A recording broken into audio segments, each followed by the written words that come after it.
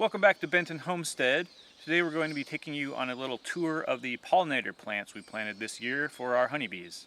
It's the second week of December here on Ōmishima, and we haven't had any frost yet. We don't get a lot of frost here anyway, but it is pretty chilly. The bees are still flying, but the plants themselves aren't very active at this time of year. Something we're going to have to deal with pretty soon is this dead tree. It's actually on shrine land, so we're going to have to go down to the city office to see what they can do about it. This little strip of land is mainly what I'm going to be talking about today. This is our property. It's our second bee yard and our largest. And as you can see, I've just been collecting various pollinator plants and plopping them in here, and we'll see how they do next year. Right on the end here, we have a tropical milkweed. This one is not so much for the honeybees, but butterflies really like it. And it attracts a lot of aphids, which I guess is a good thing. But so part of the idea is we're not just attracting honeybees, we're attracting an entire ecosystem of beneficial insects. And right next to it we have the wonderfully named hairy balls, which resembles a milkweed but is actually from South Africa.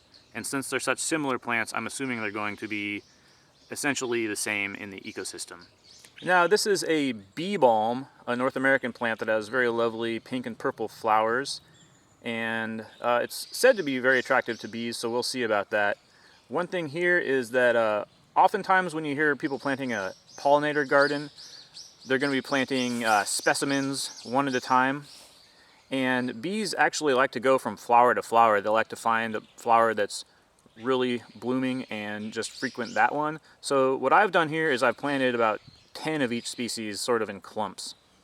And then as a supporting role, I planted just buckwheat everywhere. This was only planted about a month ago, and it comes up really fast and starts to flower immediately, as you can see. Its main goal is to suppress the grass, and it's also just providing sort of a cover for everything else that's growing up underneath it. And then along with the buckwheat, I planted clover. I'm actually not sure if this here is white clover or an Asian species called renge, but both of those plants are very attractive to bees. They're cultivated specifically for honey production in lots of places, and they're also nitrogen fixers, so they're a dual purpose plant. This is black-eyed Susan, or Rudbeckia. I got it from a neighbor, so it was free. They're just really lovely little flowers. I'm not sure if the bees will like them or not.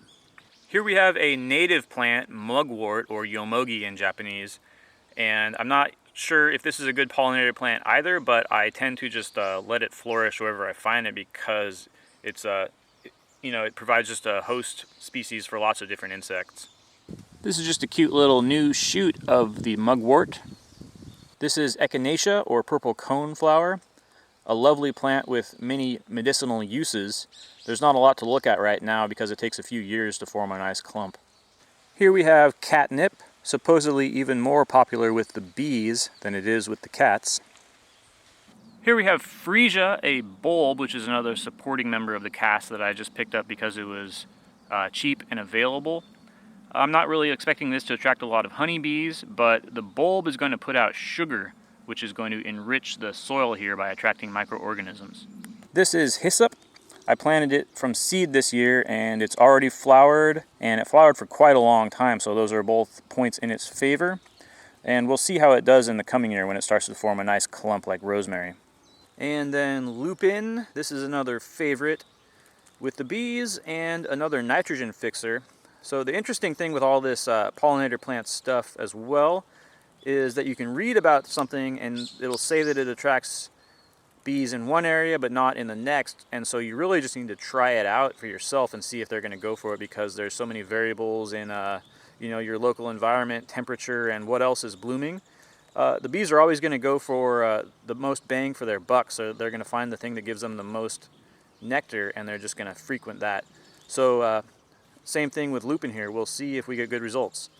This is lemongrass, and it's not going to flower obviously, but the interesting thing about lemongrass is that lemongrass oil contains a pheromone which attracts bees. So it's used to bait swarm traps to catch wild swarms. I'm not sure if it works just having the plant here like this. I think you need to crush it up at the very least, but we did get one cool swarm in here you can go back and watch in one of our videos. And regardless, Since we have such a mild climate here, this is going to survive through the winter just fine, and we do get big, nice shoots that we can use if we ever want to make some Thai food. Last but not least, we have a single lemon balm plant here, said to be one of the best pollinator plants there is. We've reached the end of our pollinator strip, but here's what we're working on next. So this is one of our mini slow season projects. This is land that we own. It's zoned as forest land, and this is where our bee yard is, but we're only using the first third of it. So as soon as these plants drop their leaves, we're going to get in here and cut down these saplings and rent the wood chipper again and get this all turned into mulch. Our neighbors keep miniature horses or ponies, and I guess that's why they planted all this clover here, so this is going to be really nice for the bees as well, as are the citrus. So Danny says this stuff is really hard to film because it's covered in brambles, but much of what we're standing on here is actually log piles from this land being cleared over the years.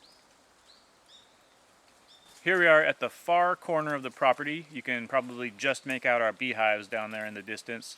So the plan is to have the beehives come all the way up to here on this flat area, and then along the road we're going to continue that pollinator strip all the way up as well. This is sort of an odd-shaped triangular piece of land, but just last year all of it looked like this. So it's only taken that amount of time for our bee yard to get looking adorable. Here's another native, or at least naturalized plant that we're trying to encourage wherever we find it. This is goldenrod, and it's our best source of honey for the fall and going into winter. The plant in the front you can see has just finished flowering, and then the one in the back is already going to seed, so it blooms for quite a long time. This is the kind of thing that happens when you've got a dead tree on your property line. But back to pollinator plants, the next phase of the project, and by far the more ambitious, is going to be replacing this boar fence with a boar-proof hedge grown from nectar-producing trees. The idea here is based on the English hedgerow, which is something I've always found myself fascinated by. And so I'm putting together a list of different species that can be used for those. And I'm thinking to myself, it might be a way that in addition to keeping animals out and in, I can do a little bit of function stacking, generating some income by planting some plants that my bees will be able to harvest a crop of honey from. So I've been collecting seedlings here and there and seeds, and I've also been ordering some seeds that I could find online, and those are now stratifying in our fridge. So let's go back to the house and take a look at those. I know everyone's hungry for more bee content, and we'd love to get back to making that. It's been a big year for us in terms of learning curves, but we hope to share everything that we've learned with you all soon. So here we are in our dish room, which Danny has been working very diligently to organize. And I am holding in my hands the linchpin of the operation, which doesn't look like much, but these are sakura, or flowering cherry seeds, that I ordered online. And I've got 3 species here of the wild trees, Prunus speciosa, Cerassus, Yamasakura, and Prunus sargentii. Yes, there will be a test later. These do grow on the island, and there's flowering varieties and wild varieties. And I have a strange theory that because the honeybees find the flowers using electromagnetism, I believe that it's best to grow the flowers or the trees from seed, because then you have individuals that are capable of actually reproducing with each other rather than selecting just a clone, which is what most of the ornamental varieties are here. Now, I'm planning on getting a crop of honey from the sakura, so that's why I'm mainly growing those.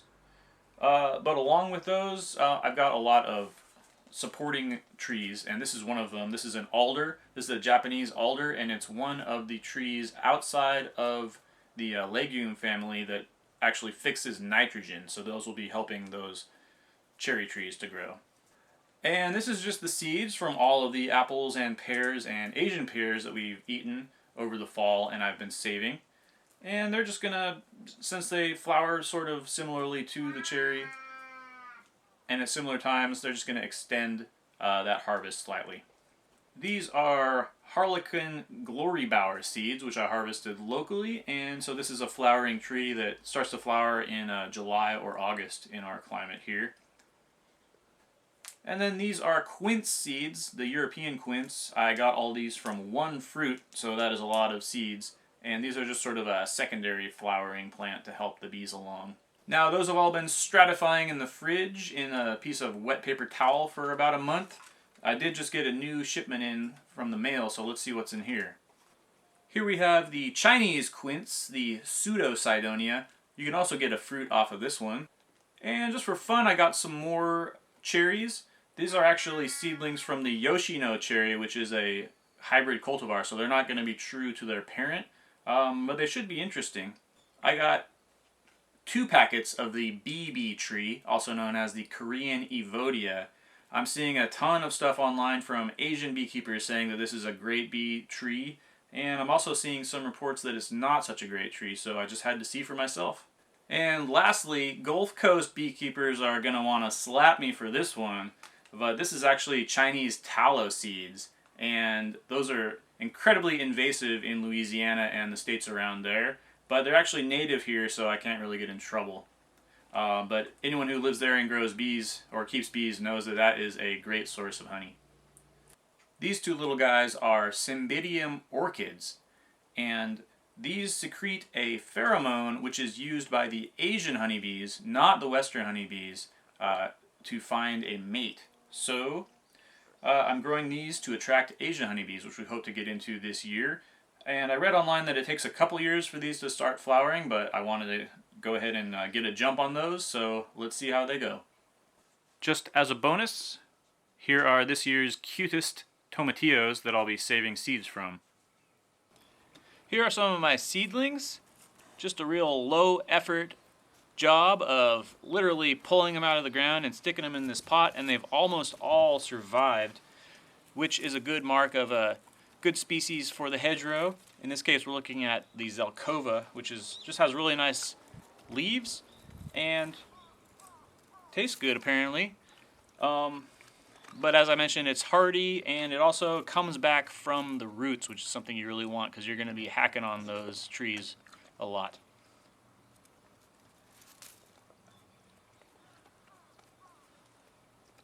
And this is the little nursery where I started all those plants I showed you from seed, which again I just think is a way to get more diversity and more interest for the bees. Well, I hope you enjoyed that little tour of our pollinator plants for 2024. If you follow us on Instagram or you caught our Thanksgiving video, you will know that we have rented a trap from the city to catch Bosco's grandmother Ehime, who is a dog, and we have inadvertently been catching these street cats. So this one is very friendly and popular with Pomkan. We're going to take her to the vet to have her fixed. So say hello to temporary kitty Sumi. We are looking for a forever home for her if you're in Japan. And thanks for watching us on Benton Homestead.